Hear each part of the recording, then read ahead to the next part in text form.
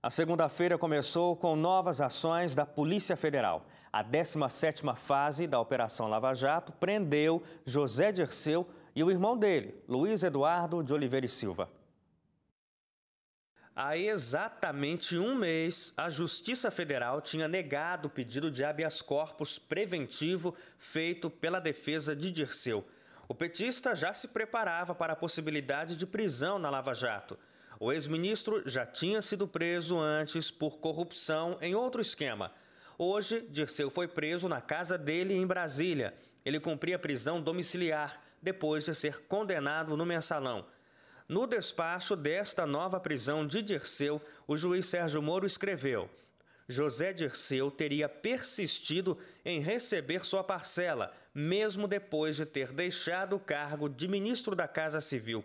Na coletiva de imprensa feita pela Polícia Federal em Curitiba, hoje de manhã, o procurador da República, Carlos Fernando dos Santos Lima, disse que Dirceu continuou recebendo propina ao longo do processo do Mensalão, depois de condenado e até enquanto estava preso, contando com a ajuda do irmão dele, também preso hoje.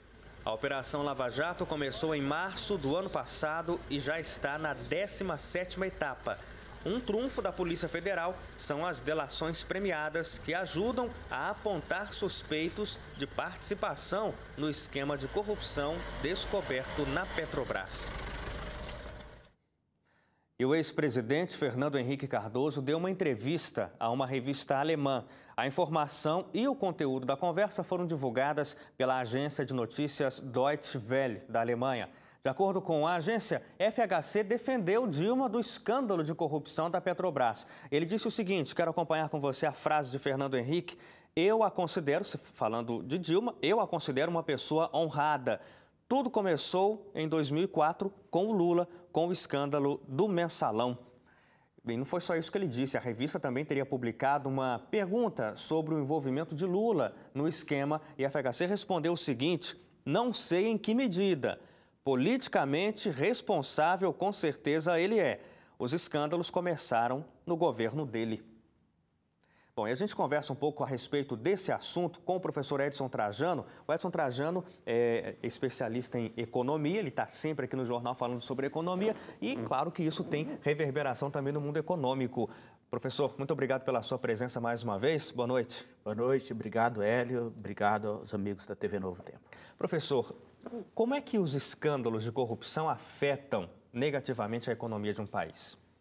O país precisa ter credibilidade principalmente no cenário internacional, e toda vez que tem movimento de escândalos de corrupção no país, isso dificulta a entrada de capital estrangeiro no país. Mas, principalmente, os políticos brasileiros precisam ter credibilidade junto à sociedade brasileira, inclusive nas questões econômicas. A falta de credibilidade, principalmente, você acaba, cada dia que passa, vendo a classe política de uma forma mais pejorativa, isso é extremamente negativo para o país. Então, nós precisamos pensar que nas atividades econômicas tem um custo de corrupção, um custo para o setor empresarial, empresas que pagam propina, isso sendo investigado nesse momento, mas tem um custo social muito grande, o custo da condução das atividades econômicas e sociais no país. Nós temos que pensar que tem uma elite que é eleita no país para administrar, para atender os interesses da coletividade.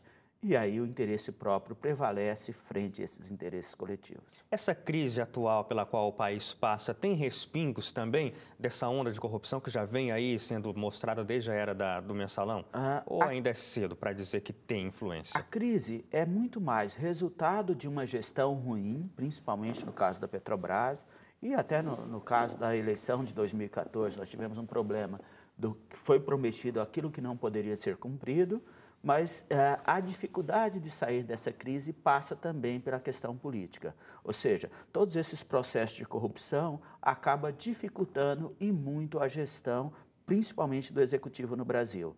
E o Legislativo está aproveitando essa deixa para fazer algumas medidas, mas medidas também impopulares. Por exemplo, de um modo geral, o que o governo federal tem feito? fala da necessidade de fazer um ajuste fiscal, mas em função do executivo fraco, ele não consegue fazer aquilo que estava propondo. Tanto é que na semana passada o executivo já começou a rever isso. Sim. E nesse cenário de executivo fraco, o legislativo começa a aprovar medidas como, por exemplo, aumento do poder judiciário.